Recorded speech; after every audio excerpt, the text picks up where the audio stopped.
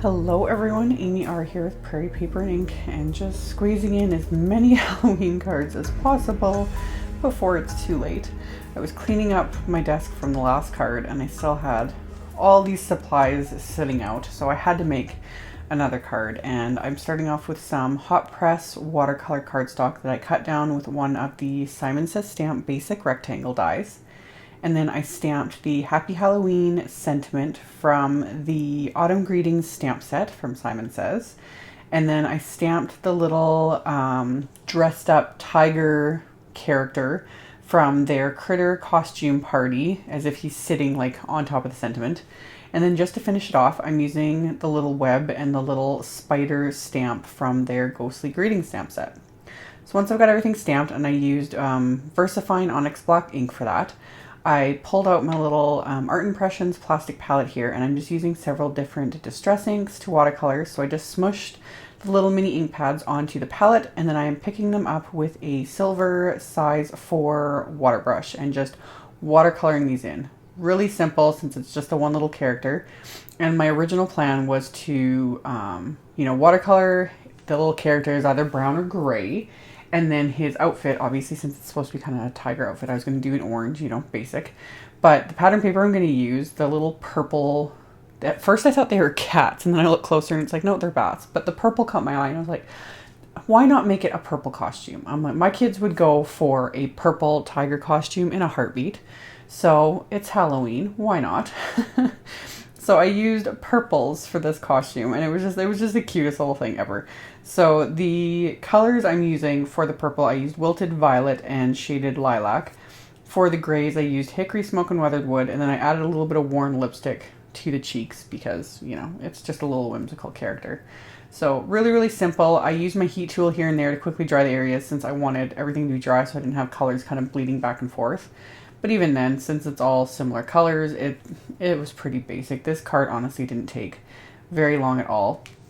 Once I was done with the actual watercolor of the image, I just took more of that weathered wood and watered it down a little bit, and I created a little bit of shadow under the main little character, and then I went along just the edges of the sentiment too because it was so large, just to give it a little more definition, shadowing, whatever.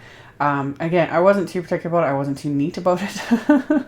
I was just literally flying by the seat of my pants, as usual, while the kids were napping. And I didn't want to spend a whole lot of time fiddling and all that kind of stuff, but just gave it that little bit of definition. So I went over the sentiment with that little bit of weathered wood ink. And then I also did the same thing with the web and around the spiders and that too, just to give it that little extra something. So once I'm done with all my watercolor, made sure it was dry, I'm going to go on to the rest of the cards. So I grabbed some black cardstock and I die cut it with the MFT Pinking Edge Rectangle Stacks Dynamics. And I adhered my little watercolor piece to that die cut. And then I have this ribbon this was the Doodlebug ribbon from the Simon Says Ghostly Greetings card kit that sold out in a heartbeat. But I had this ribbon sitting out as well, and I wanted to tie a bow on here, but there was nowhere to really wrap it around. So what I did is I just took my craft knife and cut 2 slits beside the sentiment here, one right through the watercolor paper, and the second one is through the cardstock of the pinking edge frame here. So I made sure to cut it all the way through, and then I pressed this ribbon. I had to use my scissors to press it through these slits. And got it through, threaded it all through, and then I'm just able to tie it in a bow so it's attached this way. You technically could tie ribbon, in a bow and then just adhere it with some multimedia mat, let it dry, but even then it's not guaranteed it's gonna last up through the mail, that sort of thing. So I prefer when it comes to ribbon, twine, that sort of thing, to legitimately thread it through the cardstock or something to get it to be fully attached. So tied it in a bow, and then I used some foam adhesive to adhere that to my card front, which is more Doodlebug Booze and Brews paper that I cut with the largest die from the basic rectangle set. And then before I adhered all of that, I'm going to finish the inside of my card here. So I have some white cardstock cut to 4 1/4 by 11 and scored at 5 1/2. So this will be a top folding A2 card. And apologies, my head gets in the way. I wanted to make sure I had this completely lined up. I stamped that web again in the upper right corner of the card and then stamped the little spider hanging from it. And then with this Booze and Bruise pattern paper, I've of course already have a ton of like scraps and smaller pieces in that. And this one scrap has all these like stripes on it in different patterns from the pack. So I just started trimming some of them down. Altogether, I trimmed down 3 of these little strips of paper.